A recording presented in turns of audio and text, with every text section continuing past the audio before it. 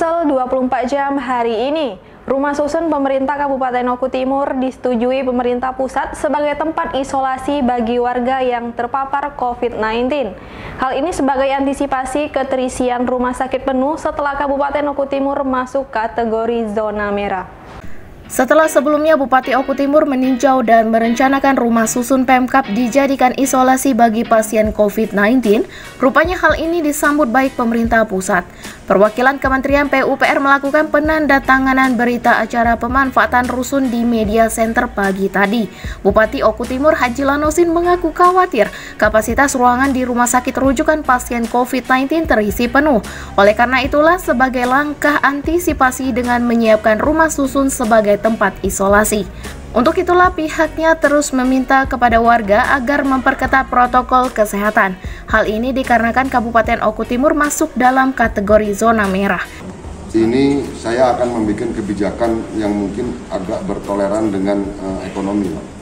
Jadi sehubungan kita mau lebaran ini tentu saya ingin zona yang merah saat ini di Oku Timur ini agar segera dirubah. Kenapa saya terlihat santai kemarin? Karena saya masih ada toleransi untuk penambahan jumlah bor, jumlah untuk para penderita COVID-19 ini, dan saya tambahkan, setelah saya tambahkan ini ternyata naik lagi. Kemarin 80% menjadi 80% itu merah, dinyatakan merah. Saya tambah menjadi 59%.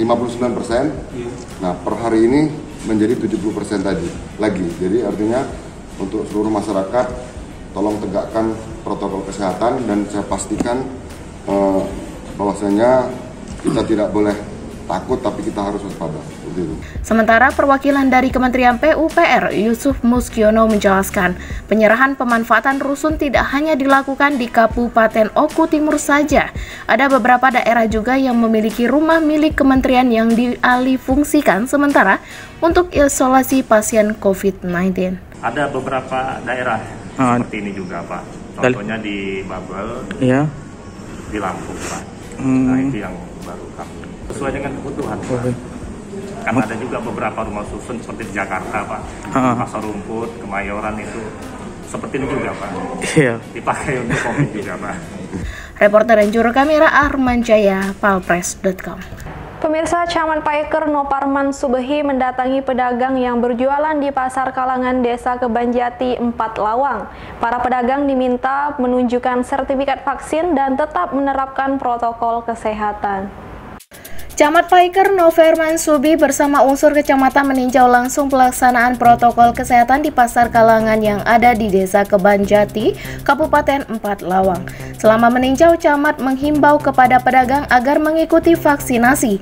Bagi pedagang dari luar daerah yang belum divaksin, pihaknya akan meminta untuk tidak berjualan di Kecamatan Paiker. Di kecamatan tersebut setidaknya ada 5 desa yang memiliki kalangan seperti Bandar Agung, Talang Padang, Kebanjati, Air Mayan, dan terakhir Muara Rungge. Sementara itu, Kepala Puskesmas Paiker Siti Khadijah mengaku siap melayani para pedagang dari Paiker yang ingin divaksin. Bagi pedagang yang tidak bisa divaksin karena alasan kesehatan seperti tensi darahnya tinggi, akan diberikan keterangan dan diharapkan di lain waktu dapat segera divaksin. Reporter dan juru kamera Eko Wahyudi, palpres.com. Wali Kota Palembang Haji Harnojoyo meminta kepada petugas untuk bersikap humanis saat melakukan penertiban selama PPKM Mikro. Sebab tujuan PPKM Mikro untuk memutus mata rantai penyebaran COVID-19 bukan untuk pedagang. Kepala Satpol PP Kota Palembang G.A. Putrajaya mendatangi satu persatu pedagang yang masih menggelar dagangan di luar jam ketentuan PPKM Mikro. Namun, penertiban bukan dilakukan secara paksa, melainkan memberikan sembako kepada pedagang serta mensosialisasikan jam operasional pedagang. Di sisi lain, petugas Satpol PP lainnya terus melakukan himbauan kepada pedagang untuk tidak menggelar dagangannya melalui kendaraan operasional. Selama PPKM Mikro ini, jam operasional dibatasi hingga jam 5 sore. Pendekatan secara humanis ini sesuai dengan arahan Wali Kota Palembang, Haji Harnojoyo. Dalam arahan tersebut, Haji Harnojoyo meminta petugas tidak melakukan penertiban secara arogan, namun dengan sikap yang sopan dan humanis. Sebab berharap tujuan PPKM Mikro untuk memutus rantai penyebaran COVID-19 bukan menertibkan pedagang. Untuk itulah, Harnojoyo berharap selama PPKM Mikro roda perekonomian tetap berjalan namun tetap mengikuti protokol kesehatan, menjaga jarak, dan mencuci tangan. Harapan kita kepada BPP untuk bagaimana produktif ini secara humanis.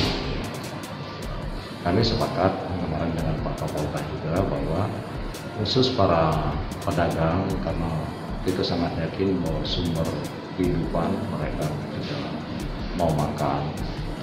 Jadi bukan tempat jualannya yang kita tutup, tetapi kerumunannya kita usahakan dengan cara seperti apa? Jam 17 kursi ini dilipat, ya. Jadi masyarakat yang ingin makan, ingin belanja di situ berarti dia harus mau pulang. Tetap silakan buka, tetapi kursi-kursinya dilipat, jadi tidak ada kerumunan di situ. Betul. Jadi mereka datang, tinggal beli dan bawa pulang. Reporter dan juru kamera Dian Cahyani Fitri, Palfresh.com. Berita terakhir Sumsel 24 jam hari ini. Gubernur Sumatera Selatan Haji Herman Deru bersama Kapolda Sumsel Irjen Pol Profesor Dr. Eko Indra Heri mengkampanyekan protokol kesehatan dan sosialisasi kebijakan penerapan PPKM Mikro di Terminal Alang-Alang Lebar pagi tadi. Kampanye yang dilakukan melalui stiker ajakan penerapan protokol kesehatan. Gubernur Sumatera Selatan Haji Herman Deru didampingi Kapolda Sumsel Profesor Dr. Eko Indra Heri secara simbolis memasang stiker ajakan penerapan protokol kesehatan di Terminal Alang-Alang Lebar Jumat pagi tadi.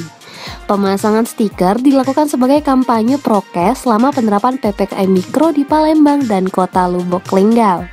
Gubernur mengatakan bahwa kegiatan ini melibatkan semua elemen seperti Polri, Kemenhub, Satpol PP, TNI, dan lainnya dengan melakukan pendekatan humanis dan mengedepankan tindakan persuasif agar tidak terjadi konflik di lapangan. Pendekatan-pendekatan secara humanis seperti ini bukan berarti menghilangkan ketegasan-ketegasan petugas di lapangan, tapi sekali lagi ketegasan yang humanis, mengedepankan tindakan-tindakan persuasif agar tidak terjadi konflik di lapangan. Sementara itu, Kapolda Sumsel Irjen Pol Profesor Dr. Eko Indra Heri mengatakan kegiatan yang dilakukan ini difokuskan 3 tempat, yakni Terminal Tanjung Api-Api KM12, Simpang 4 Rumah Sakit Caritas, dan Simpang 4 DPRD Sumsel. Pemasangan stiker dilakukan untuk menyadarkan masyarakat dalam mematuhi protokol kesehatan. Sekarang dalam PPKM-nya kan ini ketentuan dari pemerintah ya. Kata Gubernur tadi tentu kita akan melihat apa kebijakan pemerintah. Dan itu pasti kita lakukan. Seperti sekarang kan PPKM ketat. Kita kan semua kota-kota juga sudah kita lakukan hal yang sama. Di kota-kota kita sudah cukup tertib. Kemudian yang kedua mobilitas. Ini kan ada 2 di Palembang ya. Pertama pengetatan itu mobilitas, yang kedua ada ganjil genap. Nah itu kita padukan. Jadi mobilitas masyarakat saya kira sudah banyak menurun ya. Walaupun masih ya, mereka yang di sektor residensial dan sebagainya masih kita perbolehkan. Reporter dan juru kamera Kurniawan, Palfresh.com. Demikianlah berita Sumsel 24 jam hari ini. Bagi pemirsa yang ingin tempatnya dikunjungi atau diliput tim Sumsel 24 jam, silakan tulis di kolom komentar. Jangan lupa untuk mendukung program kami lainnya di YouTube channel Palfresh Official seperti podcast Cukup Pedes, Budak Lorong, Basing, Ternyata Bukan Mistis, dan Ruang Cerita bersama Kakak Juli. Saya Sri Devi, sampai jumpa.